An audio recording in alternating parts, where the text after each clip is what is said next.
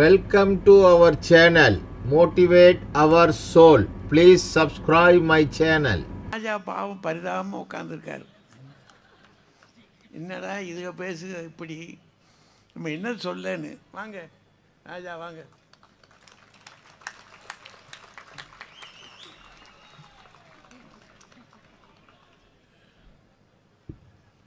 பட்டிமன்ற நடுவர் தமிழறிஞர் அவர்களே, இரண்டு அணிகளையும் சார்ந்த அறிஞர் பெருமக்களே, இந்த அசன பண்டிகையின் சிறப்பு நிகழ்ச்சியை ஏற்பாடு செய்திருக்கக்கூடிய இந்த திருச்சபையை சார்ந்த பெரியோர்களே, வருகை தந்திருக்கக்கூடிய குருமார்களே, ஐடியல் குக்வேர் அண்ட் அப்ளையன்சஸ் நிறுவனத்து அதிபர் அவர்களே, இந்த நிகழ்ச்சிக்கு பெரிதும் பின்புலமாக இருக்கின்ற சூரியன் எஃப்எம் சார்ந்த பெரியோர்களே, ஒரு பெரிய மாநாட்டை போல் திரண்டிருக்கக்கூடிய இந்த பகுதி வாழ் பெரியோர்களே, தாய்மார்களே, இளைஞர்களே, குழந்தைகளே, உங்கள் அத்தனை பேருக்கும் என்னுடைய அன்பான வணக்கத்தை முதலில் தெரிவித்துக் கொள்கிறேன். அந்த அணியிலே 2 பேரும் படு சந்தோஷமாக இருக்கிறார்கள். பேசின 2 பேரும். அதில் தலைப்பு ரொம்ப எளிமையானது, எல்லாருக்கும் தெரிஞ்சது. காசு பணம் ரொம்ப முக்கியமா இல்லை சொந்தக்காரங்க உறவு முக்கியமா? ஒருவேளை ஒரு 60 வருஷம் முன்னாடி இந்த தலைப்பு போட்டிருந்தா நான் கூட சொந்தக்காரங்க தான் பேசியிருப்பேன். இப்போ அவர் ஞானதாஸ் ஐயா ஒரு சின்ன டப்பா தான் கொடுத்தார். இதுக்கே டப்பாடா இருக்கு. அவர் அதை கடைசியிலேயாவது கொடுத்துருக்கலாம். அவர் கொடுத்து கலவரத்தை தொடங்கிட்டார். என்னப்பா இது, கொஞ்சம் மைக்கை சரி பண்ணுங்க. அது கொடுத்த உடனே இது தாய் வீட்டு சீதனமா? யாரு? வழக்கறிஞர். இது தாய் வீட்டு சீதனம். ஒரு நகை கொடுத்துருந்தீங்கன்னு வைங்க, நம்ம இருக்க முடியும். உடங்குடியிலே வீடு பார்க்க சொல்லியிருப்பாங்க. ஒரு சின்ன டப்பாவுக்கே இந்த வரத்து வந்தா, ஒரு நகையை கொடுத்துருந்தா இங்கே ஒரு வீட்டை பாருங்க, நாங்கள் உடங்குடியிலே இருந்துறோம். இப்போ தாய் வீடு வரைக்கும் வந்தாச்சு இல்லையா? உடங்குடி பக்கம் நல்ல சாப்பாடு கிடைக்கும், கருவாடு கிடைக்கும்.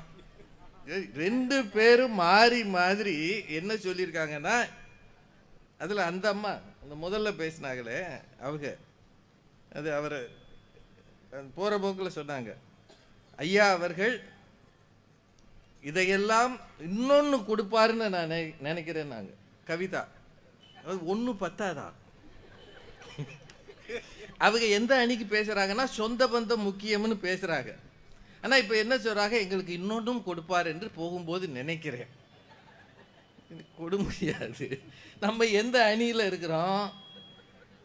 இந்த பஞ்சாயத்து தேர்தலில் ஒரு கட்சியில் ஜெயிச்சவன் அடுத்த கட்சிக்கு ஓட்டு போடுறான். எந்த கட்சினே மறந்து, காரணம் வேற. அந்த மாதிரி இவங்க ஆயிட்டாங்க. இந்த அணி மாறி ஓட்டு போடுற கேஸாக போச்சு. என்னத்தை சொல்ல, இதில் அம்மாவை வாங்க முடியுமா? இப்போ நாங்கள் யாராவது அம்மாவை வாங்க முடியும்னு சொன்னோமா? அம்மா இருந்ததே மறந்துட்டுல உட்காந்துருக்காங்க. நீங்கள் அம்மாவை வாங்க, அம்மாவை வாங்கின நாங்கள் எங்கள் அணியில் யாராவது சொன்னோமா? ஒன்றும் கிடையாது. அதில் இந்த வழக்கறிஞரா ரூல் படி தாயின் கருவறைக்குள் திரும்ப போக முடியுமா? உள்ளே இருக்கிற பிள்ளை வெளியே வர்றதுக்கு 50,000 ரூபா செலவாகுதுமா. அவன் ஒரு தடவை வந்ததுக்கே 50,000 ரூபா கொடுத்துட்டு அவங்க அப்பா பரிதாபமாக பார்க்குறாரு. 50 பேர் நீங்கள் வேணா பாருங்க, 10 டெலிவரினா 8 சிசேரியன். சிசேரியன்றதா நார்மல். இப்போ டெலிவரி நார்மலா சிசேரியனான்னு கேட்பாங்க. இப்போ அதெல்லாம் கிடையாது, சிசேரியன் தான் நார்மல். நார்மல் தான் இப்போ பெரிய ஆச்சரியமாக இருக்குது. 50,000 ரூபா ஒரு தடவை வர்றதுக்கு. இதில் ஓயாமல் போக முடியுமான்னா என்னம்மா இதுன்னு, என்ன இப்படிலாம் பேசுகிறீங்க? கருப்பட்டி தருவாங்கம்மா, கவலைப்படாதீங்க. அதுக்காக இம்புட்டு உழட்டக்கூடாது. அதில் சார் நீங்கள் என்ன வேணாலும் சொல்லுங்கள். ஏழை வீட்டில் மழை பெய்யுது, உடனே அந்த பையன் வந்தான்னா அந்த அம்மா ஓடி வந்து அவன் மழையை திட்டுமா. முதல்ல அவன் மழை வரலைன்னு நொந்து கிடக்கான். தை மாதம் தொடங்கினதுக்குள்ளே மண்டையை பழக்குது வெயில். அதில் அந்த அம்மா வந்து மழையை திட்டுமா. அப்புறம் சேலை தலைப்பை எடுத்து அவனை துவட்டுமா. ஏன் அந்த வீட்டில் துண்டு இல்லையா? நீங்களே நைட்டி போட்டு வர்றீங்களம்மா, எந்த சேலை இது எனக்கு தெரியல இப்படியெல்லாம். சரி, இவங்க அப்படி செய்கிறாங்கல்ல. பணக்கார வீட்டில் மட்டும் யாருமே பார்க்க மாட்டாங்களாம். அதாவது பணக்கார வீட்டில எல்லாம் அந்த பிள்ளையை பற்றி அப்படி ஓரத்தில் போட்டுருவாங்க. ஏழை வீட்டில் தான் தூக்கி வச்சு ஆடிட்டு திரிவாங்க. இந்த எவ்வளோ நாளைக்குமா இப்படி பேசுவீங்க? இங்கே நிற்கிற வண்டியெல்லாம் BMW இருக்குது. என்ன நினச்சிக்கிட்டு இருக்கீங்க? காசு இருந்தால் உறவுகள் இருக்காதுன்னு நினைக்கிறீங்களா? காசு இருக்கிறவனைத்தான் உறவு மதிக்கும். அதான் உண்மை. காசு இல்லாதவனுக்கு உறவு வராது. இது எல்லாருக்கும் தெரிஞ்ச விஷயம். என்னத்த சொல்ல, பிச்சைக்கார கிழவி ₹1,00,000 வச்சுருந்ததா. ஜான்சி வந்து இன்னைக்கு நல்ல ஜோக் அடிக்கிறதுன்னு ஒரு மூடுக்கு வந்துட்டாங்க. கோயில் வாசலில் பிச்சை எடுத்திருக்கு. அது வயசில் முடியலை. உடனே உள்ளே பார்த்துருக்காங்க, ₹1,00,000 மேலே இருந்திருக்கு. இப்போ நான் தெரியாமல் கேட்குறேன், அந்த ஊரில் அதுக்கு சொந்தக்காரன் எவனுமே இல்லையா? இல்லையா? இருந்திருக்காமா? அதுதான் சொல்லியிருக்கேன், வீட்டுக்காரர் இறக்கும் வரை நான் பிச்சை எடுக்கவில்லை, வீட்டுக்காரர் இறந்த பிறகு தான் பிச்சை எடுக்க போனேன். அப்படின்னா ஒன்று, அவன் சொந்தக்காரங்க எவனும் அதை சேர்த்துக்கலை. வீட்டுக்காரர் இருக்க வரைக்கும் தாம்மா வீட்டில் மரியாதை, ஞாபகம் வச்சுக்கோங்க. இல்லாட்டி என்ன செய்யணும்னு அந்த பாட்டி சொல்லியிருக்கு. இன்னமும் ஆம்பளைகளுக்கு மரியாதை இல்லை. அப்புறம் இந்த கிழவி நிலைமை தான், எவனும் சேர்த்துக்க மாட்டேன். அப்புறம் இந்த நகையெல்லாம் உருக்கி உள்ளே வச்சு பத்திரமா உட்காந்துருக்கணும். அதில் ₹1,00,000 வேற சேர்த்து வச்சிருக்கு. நல்லா யோசிங்க, இந்த உலகம் முழுக்க சொந்தக்காரர்களும் கைவிட்டாலும் வீட்டுக்காரர் இல்லாமல் போனாலும் வாழ்வதற்கு பணம் வேண்டும் என்று அந்த கிழவிக்கு தெரிந்திருக்கிறது. இந்த 3 பேருக்கு தெரியவில்லை. இது அந்த பாட்டி சொன்ன கதையில் இருக்கு. இவங்களுக்கும் வயசான பிற்பாடு தெரியும். இந்த பாட்டி என்ன சொல்லியிருக்கணும்? எனக்கு இனிமே எதுவும் தேவையில்லை, இந்த ரூபாயெல்லாம் எங்கிட்டயாவது தூக்கி போட்டுறேன், எனக்கு உறவுகள் தான் வேணும்னு பார்த்துச்சா? அது இறுக்கி பிடிச்சிக்கிட்டு தூங்கும்போது தலைக்கு வச்சு படுத்துருந்துருக்கோம். ஏன்னா உள்ள ₹1,00,000 இருக்கு. பேசுறீங்க. இந்த அம்மா இந்த முன்னாடி முதல் பேச்சாளர் அவங்க ரொம்ப அருமையாக பேசுனாங்க. ரூபா நோட்டு செல்லாமல் போகும். ஆமாம், அது உண்மையா. நம்ம ஊரில் எது வேணாலும் எப்போ வேணாலும் செல்லாமல் போகும். அதை பற்றி நாங்கள் ஒன்றும் சொல்லலை. ஆனால் செல்லாமல் போன நோட்டை கொடுத்துட்டு வேற நோட்டு வாங்கினீங்களா இல்லையா? என்னையா வாங்கினோமா இல்லையா? வாங்கினோம். ₹1000 செல்லாமல் போச்சுன்னா அப்படியே தூக்கி பாத்ரூம்ல போட்டோம், இல்லை தீ வச்சு எரிச்சோமா? இல்லையில, ₹1000 கொடுத்துட்டு 2000 வாங்கினோம்ல. இப்போ போன வாரம் ஒரு 2 பாட்டி கோயம்புத்தூரில் ₹36,000 வச்சுட்டு அழுதுகிட்டு உட்காந்துருக்கு. இது செல்லாமல் போச்சுன்னே எனக்கு தெரியாதுப்பான்னு. நீ ஒவ்வொருத்தர்கிட்டையும் அவர் வந்து சொல்லிட்டா செல்லாமல் போகப்பாரு. அப்படின்னா எல்லா நிலைகளிலும் பணம் தேவை என்பதுதான் உண்மை. இது செல்லாமல் போச்சு. வேற ஒரு விஷயம் அவங்க சொன்னது, தென்காசியில் யாரோ ஒரு மனுஷன் ஒரு குழந்தை சாப்பிட்டதுக்கு பணம் வேணாம்ட்டாரு. ரொம்ப நல்ல செய்தி அது, அதெல்லாம் நம்ம ஒத்துக்குவோம். எங்கேயோ யாரோ ஒரு 2 நல்ல மனுஷங்க இருக்காங்க. ஆனால் நான் இந்த தாய்மார்கள்ட்டெல்லாம் கேட்குறேன், சொந்தக்காரங்க நம்ம வீட்டுக்கு வந்து ஏதோ ஒரு விசேஷத்துக்கு பத்திரிக்கை கொடுத்தா போகிறதுக்கு முன்னாடியே செய்முறை நோட்டுன்னு ஒன்று எதுக்கு எடுக்கிறீங்க? செய்முறை நோட்டுன்னு ஒன்று வச்சுருக்குறாங்க. அந்த நோட்டில் நம்ம பேரை போட்டு, இப்போ ஜான்சி கல்யாணத்துக்கு செய்தது 1001 எழுதுறீங்களா இல்லையா? இந்த பக்கம்லாம் அது கிடையாதா? என்னம்மா அமைதியாக இருக்கீங்க? நீங்கள் என்ன செய்யணும்? எனக்கு உறவு தான் முக்கியம். அவர் கொஞ்சம் ஏழையாக இருக்கிறார், என்னிடம் நிறைய பணம் இருக்கிறது, அவருக்கு ஒரு 1,00,000 எழுதுவோம். போயிருக்கீங்களா இன்னைக்கு? அவன் 101 செஞ்சுருக்கான், 111 செய். அப்படின்னா என்ன அர்த்தம்? நாமம் போடுன்னு அர்த்தம். எப்படி கணக்கு பார்க்குறீங்க? செய்முறை நோட்டு ஏன் வச்சிருக்கிறீங்க வீட்டில்? எல்லாருக்கும் திறந்த மனம் இருக்கிறதா? இல்லை இல்லை. அதில் அவர் ஒரு நாள் சம்பள பணத்தை தொலைச்சிட்டு வந்துட்டாரா, அவங்க வீட்டுக்காரமா சேர்த்துக்கிருச்சான். அடுத்த மாதம் வரும்ல சம்பளம்? வரும்ல. வேலையை தொலைச்சிட்டு வந்திருந்தாருன்னா விரட்டி விட்டுருக்கோம். அவரே ஏதோ ஒரு வேலை செஞ்ச இடத்துல கலவரம் பண்ணி அடிதடி பண்ணி அவங்க வீட்டை விட்டு நீ வேலைக்கு வேணாம்னு அனுப்பியிருந்தாங்கன்னா, நீலாம் ஒரு மனுஷன் தானா, வா எங்கள் அப்பாட்ட போய் பஞ்சாயத்து போனோம்னு சொல்லியிருக்கோம். 1 மாத சம்பளம் போச்சு, திரும்பி அடுத்த மாதம் வரும்ன்ற நம்பிக்கையில் இரு இப்படிட்டு மனசுக்குள்ளே திட்டிருக்கு. இப்படி பைத்தியக்காரனை கட்டி நான் என்ன பண்ணேன் சொல்லியிருக்கோம். இதுதான் உண்மைங்க. அதில் இன்னும் அந்த ஒன்று சொன்னாங்க, கோமாவில் ஒரு தாய் அர்ஜென்டினாவில். எனக்கு இந்த சர்ச்சில் பிரசங்கம் பண்ண மாதிரியே இருந்தது. ஏன்னா ஞாபகம் இருக்கும்ல, இந்த அந்த அம்மாவுக்கு தெரியும். அது ஆரம்பிக்கும் போதே ஒரு கதை ஆரம்பித்து, ஆப்பிரிக்கா தேசத்திலே ஒரு வாலிபன்னு சொல்லுவார். அருப்புக்கோட்டையில் ஒரு வாலிபன், திருநெல்வேலி ஒரு வாலிபன் போதகர் சொல்லவே மாட்டார். நான் பார்க்க இது வரைக்கும் சொன்னதில்லை. ஒருவேளை ஐயா எங்கேயும் கேட்டாரும் தெரியல. அர்ஜென்டினாவிலே ஒரு தாய் கோமாவிலே இருந்த குழந்தை அது கேட்ட உடனே அவ எழுந்து பால் கொடுத்துட்டு திரும்ப கோமாவில் போயிட்டாலாம். அதான் எனக்கு பயமா இருக்கு. நான் சொல்லல, அந்த மாதிரி சொன்னாங்க. கோமாவில் போயிட்டாரு. நீங்க என்ன செஞ்சிருக்கணும்? ஒரு சொந்த எழுப்புனா நீ அந்த அம்மா எந்திரிச்சு அதுக்கப்புறம் கோமால இருந்து விடுதலை ஆனான்னு சொன்னா பரவாயில்ல. என்னையா பீரியடா நடக்கும் போல. அந்த ஒரு படம் வந்தது கோமாளின்னு. எவ்வளவு நாள் கோமால இருந்தா 16 வருஷமா அப்படின்னு. என்ன கதை மாதிரி? கதை சொல்லல, நடந்ததுதான். இப்போ அந்த குழந்தை எழுப்பினோடனே அவங்க எந்திரிச்சிருக்கிறாங்கல்ல, இப்போ திரும்ப எது கோமால போனாங்க? வீட்டுக்காரர் பார்த்துருப்பாங்கன்னு நினைக்கிறேன். இல்ல மாமியாரை பார்த்துருப்பாங்க. ஐயோ இது கூட இருக்கக்கூடாது, நான் கோமாலே போயிடுறேன். கதைகளையா இப்படி சொல்லுங்கம்மா. ஒரு அம்மா வீட்டுக்காருக்கு உடம்பு சரியில்லை, ஆஸ்பத்திரியில் இருக்காருன்னு மாரத்தானில் ஓடிச்சான். ஐயா உங்களுக்கெல்லாம் இது தெரியும்னு நினைக்கிறேன். Marathon ரேஸ்ன்றது 42.2 mile. 42.2 மைல் ஓடி ஒரு அம்மா வீட்டுக்காரரை காப்பாத்திருக்கு. இங்கேருந்து திருநெல்வேலி வரைக்கும் ஓட சொல்லுங்க பார்ப்போம். யாராவது ஓடுவாங்களா? ஓட மாட்டாங்கல்ல. ஏன் ஓடிச்சு? உடம்பு சரியில்லாமல் போன வீட்டுக்காரரை காப்பாற்றுறதுக்கான காசு இல்லை. ஒருவேளை அது வசதியாக இருந்திருந்தா உட்காந்த இடத்துல சாப்பிட்டுட்டு ஒரு பெரிய ஆஸ்பத்திரியில் சேர்த்துட்டு சும்மா இருந்திருக்கும். காசு எப்போ இல்லையோ அப்போ நீங்கள் 42 மைல் இல்லை 420 மைல் கூட ஓடணும். அதானே உண்மை. ஏன் நம்ம ஆளுங்க எல்லாரும் வெளிநாடுகளில் போய் சம்பாதிக்கிறான்? இங்கே சொந்த பந்தம் இல்லையா?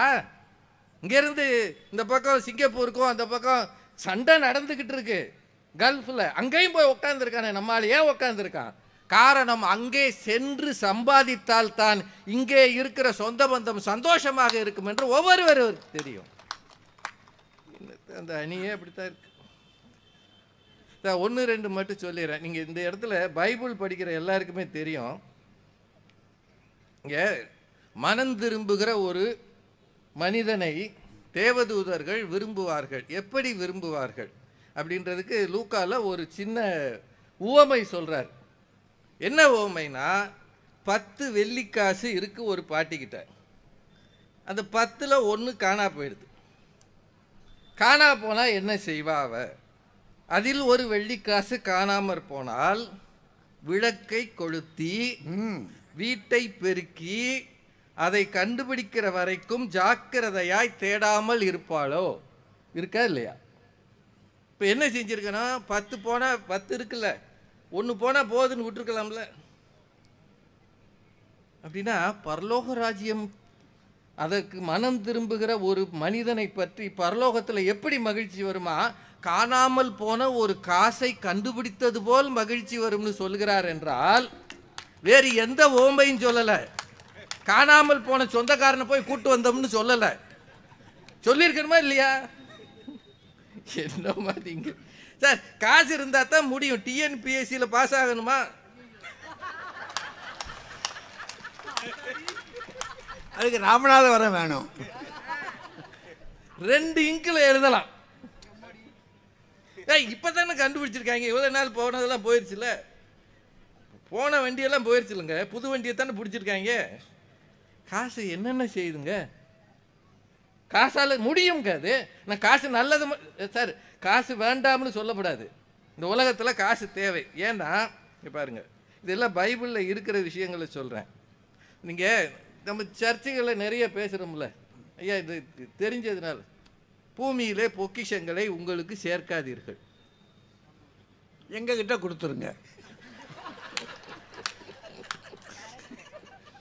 இங்கே பூச்சியும் துருவும் அவைகளை கெடுக்கும், இங்கே திருடரும் கண்ணமிட்டு திருடுவார்கள்னு இருக்கு. நம்ம என்னைக்காவது இதை நினைவில் வச்சிருக்கோமா? சொல்லுங்க ஐயா. என்ன செய்யணும்? போய் அந்த லாக்கரில் இருக்கிறதெல்லாம் எடுத்து, உனக்கு 2 வஸ்திரம் இருந்தால் ஒன்றை என்ன செய்யணும்? ஏம்மா என்னம்மா செய்யணும்? இந்த பாட்டியை பார்த்து கொடுத்துடணும். 2இல் 1 தருத்தருக்கு கொடுத்துருக்குறோமா? அப்படின்னா அது பாட்டுக்கு இருக்கட்டும். லாக்கர் அது பாட்டுக்கு இருக்கட்டும். அப்படித்தானங்க இருக்கிறோம், அப்படித்தானே இருக்கிறோம். உறவுகளிலே ஏதாவது ஒன்று நசிந்து போனால், ஏதாவது ஒருவர் கஷ்டப்படுகிற நேரத்தில் யார் கை நீட்டி இருக்கிறோம்? நம்ம பேசுறதுக்கு அதை பற்றி யோசிக்கணும்ல. உன் வாழ்நாள் நீடித்திருக்கும்படியாக தகப்பனையும் தாயையும் கணம் பண்ணுவாயாக என்று இருக்கு யாத்திராகமத்தில். அதில் தானே இருக்கு. நாங்கள் இப்போ யோவான் சுவிசேஷத்துக்கு அப்படிலாம் வந்துட்டோம். அப்படின்னா தயவு செய்து யோசிங்க, இந்த உலகம் எங்கே போய்கொண்டு இருக்கிறது? இப்போ பைபிளில் பணம் தான் எல்லா பிரச்சனைகளுக்கு காரணமானதுன்னு இருக்கு, நான் இல்லைன்னு சொல்லலை. நான் நீதிமொழிகளில் 22:7 நீங்கள் படித்து பாருங்க. ஐஸ்வர்யவான் தரித்திரனை ஆளுகிறான், கடன் வாங்கினவன் கடன் கொடுத்தவனுக்கு அடிமை. 2 வரையும் ஞாபகம் வச்சுக்கோங்க. பணக்காரன் ஏழையை ஆளுகிறான், கடன் வாங்கினவன் கடன் கொடுத்தவனுக்கு அடிமை. எப்போது நீ அடிமையாகிறாய் என்றால், நீ எப்போது காசு இல்லாமல் போகிறாயோ அப்போது அடிமையாகிறாள். அப்போது நீ முதலில் சேர்க்க வேண்டியது பணத்தை தானே.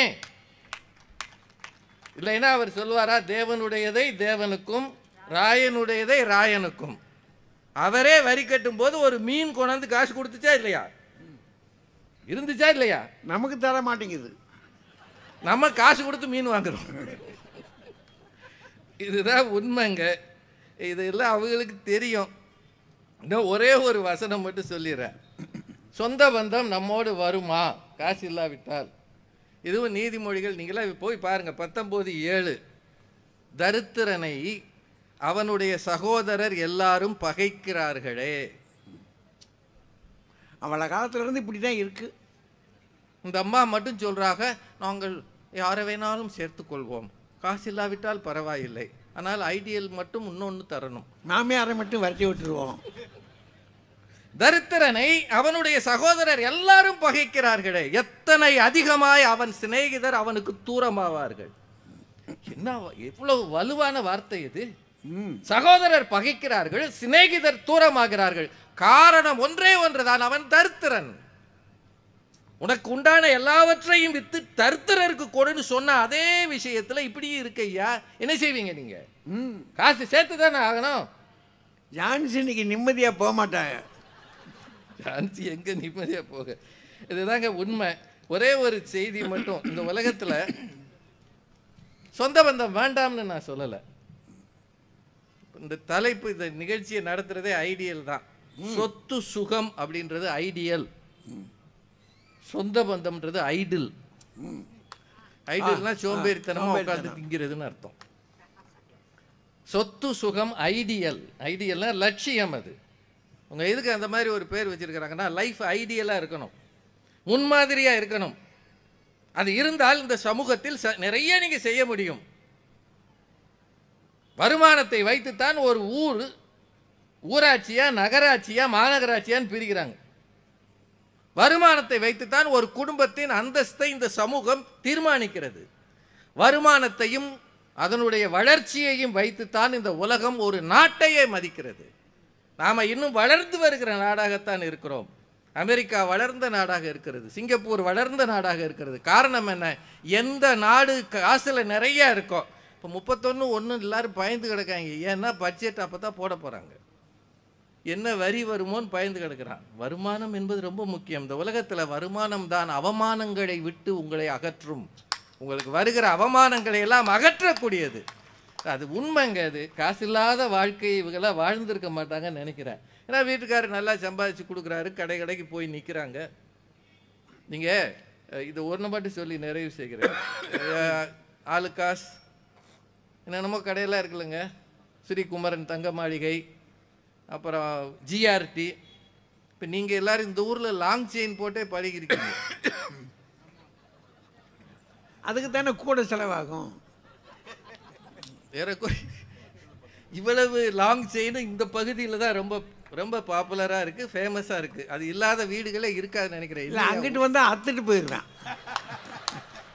அப்படின்னா இங்கே வசதியும் இருக்குது, பாதுகாப்பும் இருக்குதுன்னு அர்த்தம்.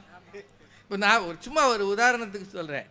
நீங்கள் ஒரு பெரிய ஜிஆர்டி கடைக்கு போயிருக்கிறீங்க, 10 பவுண்டில் ஒரு பெரிய long chain with a pendant. பெண்டன்ட்னா அந்த டைமண்டில் ஒரு சின்ன பெண்டன்ட் வச்சு அங்கே சொல்லியிருக்கிறீங்க. அவர் எடுத்து காட்டுறாரு, ஜிஆர்டியில் காட்டுறாரு. நிச்சயமாக 10 பவுன்னா ஏறக்குறைய 3 லட்ச ரூபா இருக்குமா இன்றைக்கி? இது எல்லாம் சேர்த்து ஒரு 3.5 லட்ச ரூபாய்க்கு நீங்கள் வச்சுருக்கிறீங்க. உங்கள் பக்கத்தில் இன்னொரு பெண் இருக்கிறாங்க. அந்த பொண்ணு அது கழுத்தில் கயிறு போட்டிருக்கு. காசு இல்லாத ஒரு குடும்பம். அது ஒரு மகளுக்கு ஒரு குழந்தை பிறந்திருக்கு. அந்த குழந்தைக்கு செய்முறை செய்யணும், மோதிரம் வாங்கணும். ஏன்னா பாட்டி இல்லையா, மோதிரம் வாங்குறதுக்கு அது வெயிட் பண்ணுது. அதை முதல்ல அந்த கடைக்காரர் உங்களை கவனிப்பாரா, அந்த அம்மாவை கவனிப்பாரா? அது 1 கிராம் மோதிரம் கேட்குது. அங்கே நீங்கள் 10 பவுன் செயின் ஆர்டர் கொடுத்து டைமண்ட் பெண்டட்டோடு வாங்கி வச்சு உங்கள் வீட்டுக்காரர் பக்கத்தில் அவர் ஃபோன் 3 ஃபோன் வச்சு பார்த்துக்கிட்டு இருக்கிறாரு. 3 ஃபோனை பார்க்குறாரு, நம்மளையும் பார்க்குறாரு. இப்படி ஒரு காட்சியை நீங்கள் நினைவில் வச்சுக்கோங்க. 10 பவுன் வச்சு வாங்குகிற உங்களுக்கு அவர் கூல்ட்ரிங்க்ஸ் வரவா என்னென்ன இருக்குது அப்படின்னு அப்படி போவார். ஒரு டைரி கொண்டாந்து கொடுப்பாரு, ஒரு பெரிய சூட்கேஸ் மாதிரி ஒன்று எடுத்து கொடுப்பாரு, ஒரு 5 பர்ஸ் எடுத்து கொடுப்பாரு. மேடம் நீங்கள் என்ன இங்கே உட்கார கஷ்டமாக இருந்ததுன்னா அந்த ஏசி ரூம் உள்ளே வாங்கலை. அந்த அம்மாவை கடைசி வரைக்கும் கவனிக்கவே மாட்டாங்க. அது 2 கிராம் மோதிரம்னு அவன் காட்டினான். இல்லை தம்பி 1 கிராமில் இருக்கான்னு பாரு சொல்லுகிற அந்த தாயின் மனநிலையை யோசிச்சிருக்கீங்களா என்னைக்காது? சார் இது எல்லாத்தையும் விடுங்க. சர்ச்சில் காணிக்கை பை வருதில்ல, இந்த பை வரும்போது 1000 ரூபா நம்ம கையில் இருந்து எடுத்து போடுறப்பெல்லாம் 2000 ரூபாலாம் போடுறது நம்ம கோயிலில் ரொம்ப சாதாரணமாக போச்சு. ஏன்னா காணிக்கை எவ்வளோ வருது, இங்கே பூரா டயசிஸ் ஆட்களாக இருக்கிறாங்க, உங்களுக்கு தெரியும். அந்த 2000 போடுறவருடைய கம்பீரத்தை நீங்கள் பார்த்துருக்கீங்களா? அதே நேரம் பைக்குள்ளே கையை விட்டுட்டு ஒரு 50 பைசாவை எடுத்து பார்த்து திரும்பி வச்சுக்கிறால நீங்கள் பார்த்துருக்கீங்களா? பார்த்துருக்கீங்களா இல்லையா? ஐயா, கோவில் என்பது அப்படிப்பட்டவர்களும் இருக்கிற இடம்ன்றதை என்றைக்கும் மறந்துடாதீங்க. அவங்க தான் அடிப்படை இந்த ஊரில். நான் பார்த்துருக்குறேன் ஐயா. பாட்டு பாடி போகும்போது, கேரல்ஸ் பாடி போகும்போது அந்த காலத்தில் 50 பைசா இல்லை, 25 பைசா இல்லை, 5 பைசா போட்ட ஆளுகளெல்லாம் நான் மாணவ பருவத்தில் பார்த்துருக்குறேன். அது கூட இல்லாத மனிதர்கள் எத்தனை பேர் இருக்கான் தெரியுமா? வறுமை என்பது அவர்களை விரட்டி விரட்டி விரட்டி ஒன்றுமில்லாமல் ஆக்குகிறது. வறுமைக்கின் வாசனையே தெரியாதவர்கள் தான் காசை பற்றி வேணாம்னு பேசுவாங்க. வறுமையின் வாசனை உங்களுக்கு தெரிந்திருக்க வேண்டும். அது போட்டு பெறட்டும். திருக்குறளை சொல்வான், இன்றும் வருவது கொள்ளோ நெருநலும் கொன்றது போலும் நிரப்புன்னு. நேற்று வந்து என்னை கொன்ற அந்த பசி துன்பம் இன்னைக்கு வருமானு அவன் கேட்பானே. பசி துன்பத்தை உணராதவர்கள் பேசுகிறார்கள். உணர்ந்தவர்கள் காசு சேருங்கள், சொந்தக்காரர்கள் தானாக வருவார்கள். பென்ஷன் வாங்குற வரைக்கும் உங்களுக்கு பிரச்சனையே இல்லை. பென்ஷன் வாங்காத தாய் தந்தைகள் தான் ரொம்ப கஷ்டப்படுறாங்கன்றதான் உலகறிந்த உண்மை. பிள்ளைகள்கிட்ட அன்பு காட்டுங்க, வேண்டான்னு சொல்லலை, பிரியம் காட்டுங்க, சொந்தத்தை சேருங்க. அது எல்லாத்துக்கும் முன்னாடி காசை சேர்த்துக்கங்க.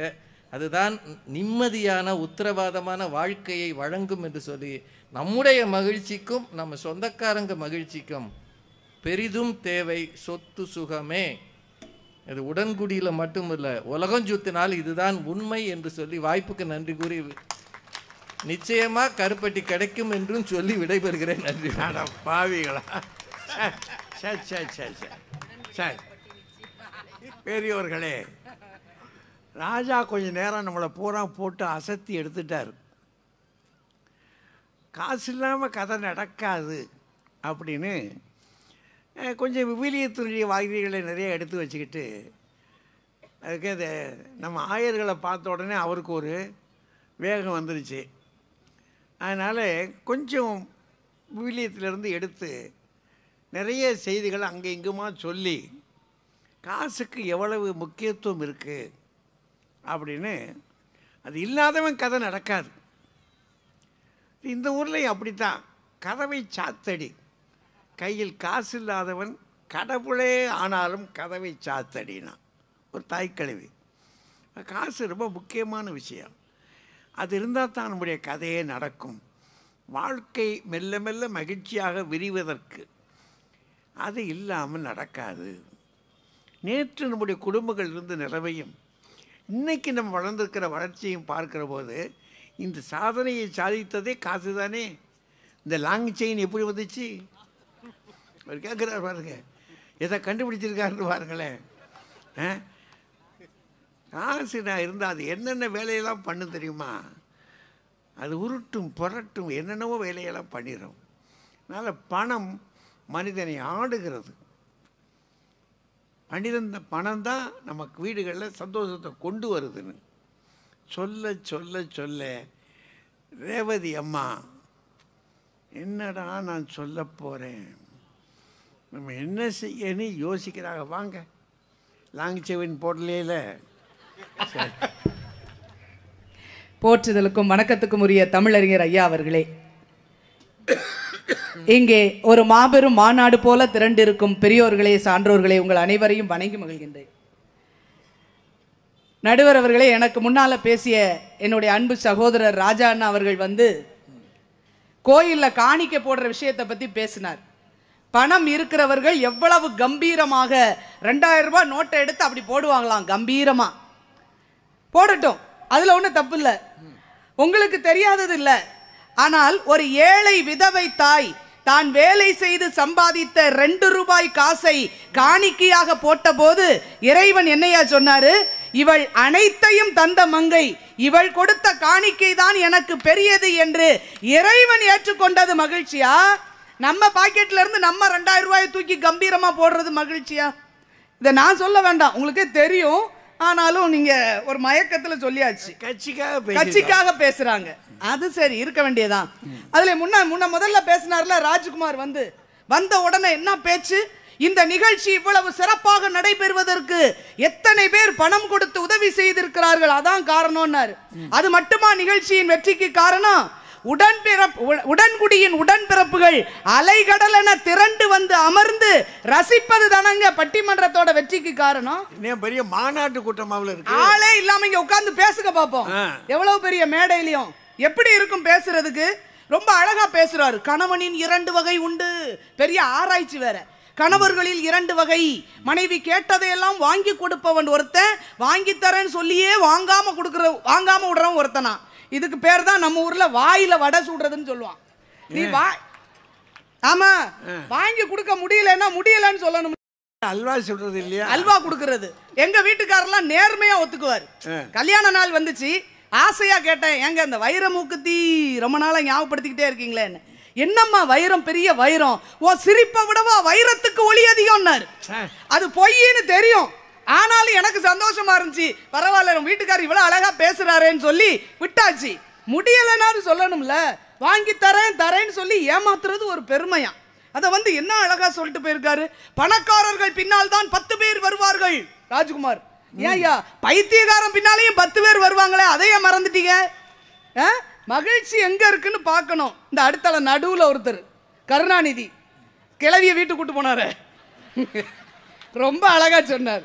அவர் சொன்னாரு, எப்படியா பாக்கெட்ல பணம் வெளியே தெரியற மாதிரி வச்சுட்டு திருநெல்வேலி பஸ் ஸ்டாண்ட்ல இருந்து எந்த ஊருக்கு வழி கேட்டீங்க? இவர் கேட்ட உடனே இவர் தப்பா சொன்னாலும் பரவாயில்ல, அண்ணன் சொன்னதுதான் கரெக்ட், அப்படித்தான் போகணும்னு சொன்னாராம் ஒருத்தன். உடனே இவர் திருச்செந்தூருக்கு வடக்கு பக்கம் வர்றதுக்கு தெற்கு பக்கம் போயிருந்தாருன்னு வைங்க, பயணம் ரொம்ப மகிழ்ச்சியா இருந்திருக்கும்ல. காசுக்கு எது பேசுறதுன்னு இல்லாம ரொம்ப பிரமாதமா பேசுறாரு. அதுலயும் ரொம்ப அழகா சொன்னார். நான் வேற ஒன்றும் கேட்கல.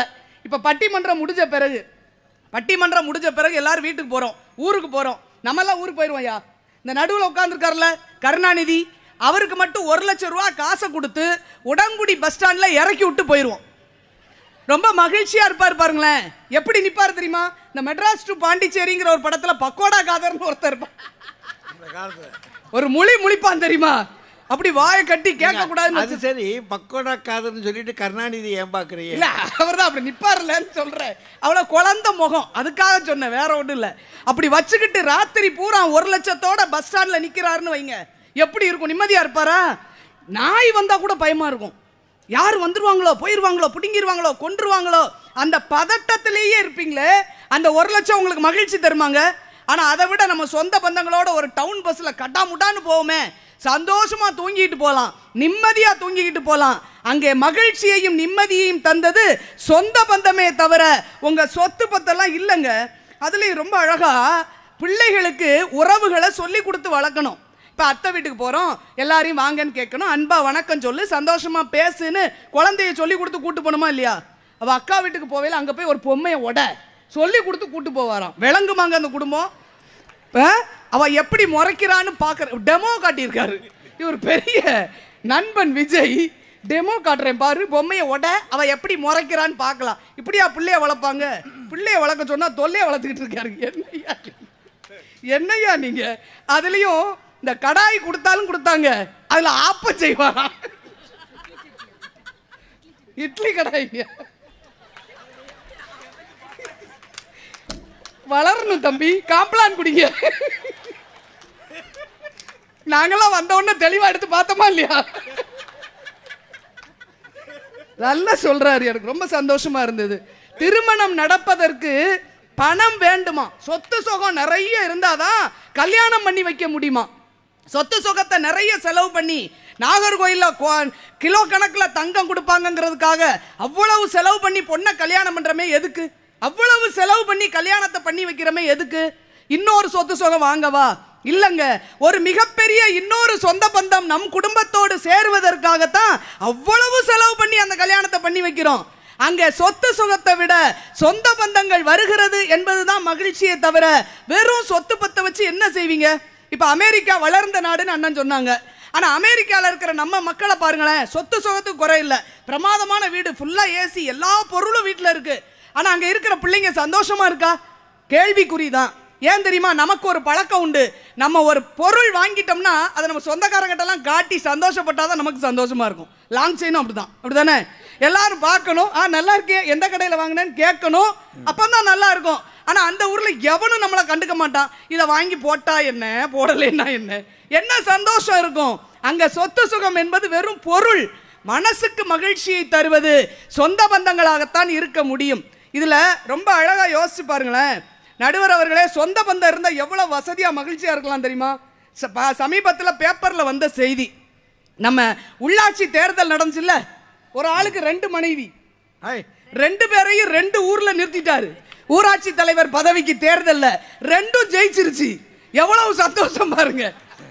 பக்கத்துல வச்சு படம் எடுத்திருக்காரு. ஆமா, இப்ப 2 கிராமம் சொந்தமாயிருச்சுல ஐயா. எவ்வளவு பிரமாதமா வாழ்ந்துகிட்டு இருக்காரு.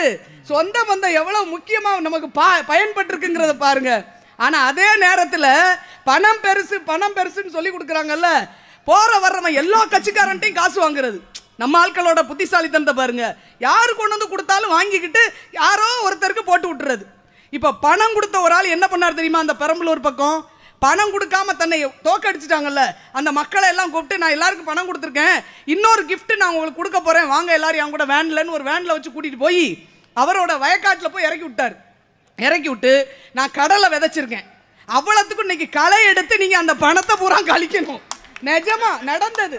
களை எடுத்து அவ்வளவு காசையும் காசை வாங்கிட்டு நீ ஏமாத்திட்டு நீ வீட்டில் சொகுசா உட்காந்துக்கிட்டு இருப்ப, நான் தோத்தடிச்சு போகிறதா கொண்டு போய் இறக்கி விட்டாங்க. இது தேவையாங்க?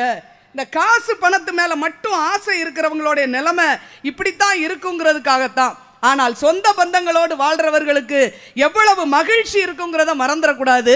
சமீபத்தில் நடந்தது தான். ஜோதி பிரகாஷ் அப்படிங்கிற நிராலாங்கிற ஒரு நம்முடைய மிலிட்ரியில் இருக்க ராணுவ வீரர் ஒருத்தர் போர்ல இறந்து விட்டார். அந்த போரில் இறந்த உடனே அவருக்கு ஒரு வயசுக்கு வந்த தங்கை இருக்கிறார். அவளுக்கு இன்னும் திருமணம் முடிக்கல. ஆனால் அவர் இறந்து போன உடனே அந்த குடும்பம் நிர்கதியாக இருந்தது. அவரோடு வேலை பார்த்த நண்பர்கள் எல்லோரும் சேர்ந்து அந்த பெண்ணுக்கு திருமணம் பண்ணி வச்சாங்க. இது வரைக்கும் இருக்கட்டும், சாதாரண விஷயம்தான். அப்போ உடனே சொல்லுவாங்க, பணம் தானே காரணம், பணம் கொடுத்து கல்யாணம் பண்ணி வச்சாங்க. அதெல்லாம் இருக்கட்டும், பணம் போட்டு கல்யாணம் பண்ணி வச்சாங்க. ஆனா என்ன நடந்தது தெரியுமா? திருமணத்தில் அந்த ஊர், வடநாட்டில் உள்ள ஊர், திருமணத்தில் அண்ணன் கை வச்சு இருக்க, அந்த கையில நடந்து போய் அந்த பெண் மணமேடையில உட்காரணுமா. அப்படி ஒரு சடங்கு. அண்ணன் தாரவார்த்து கொடுக்கிற மாதிரி.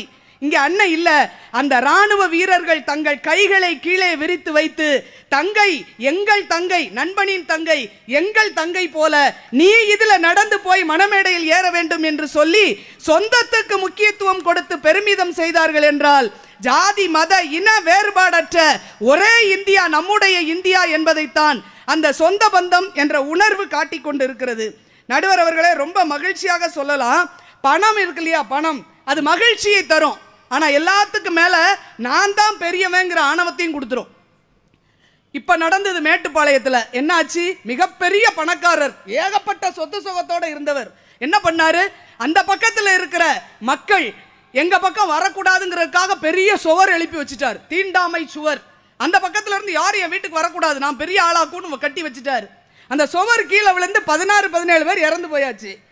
இது சொத்து சுகம் இருக்கிறவரோட தவறால நடந்து மிகப்பெரிய படுகொலை. ஆனால் அங்கே அந்த இறந்தவர்களில் தன் குழந்தையை பறிகொடுத்த மேட்டுப்பாளையத்தைச் சேர்ந்த செல்வராஜ் என்ற ஒருத்தர் தன்னுடைய வலியின் வேதனை கூட குறையாத நேரத்தில் என்ன செஞ்சார் தெரியுமா? என் பிள்ளைகள் தான் போயிருச்சு, ஆனா என் பிள்ளைகளோட கண்கள் உயிர்ப்போடு இருக்கிறது. நிவேதா ராமநாதன் பேரு.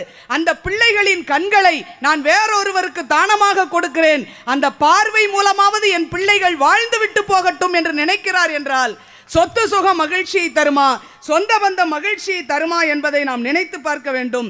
கையில காசு, கையில மோதிரம் இருந்தாதான் மதிப்பு, கழுத்துல லாங் செயின் போட்டாதான் மதிப்பு, வைர நெக்லஸ் போட்டாதான் மதிப்புன்னு சொல்லி கொடுக்க கூடாது. நம் குழந்தைகளுக்கு பெற்றோர்களுக்கு சோறு போட்டால் தான் மதிப்பு என்பதை சொல்லிக் கொடுப்போம்.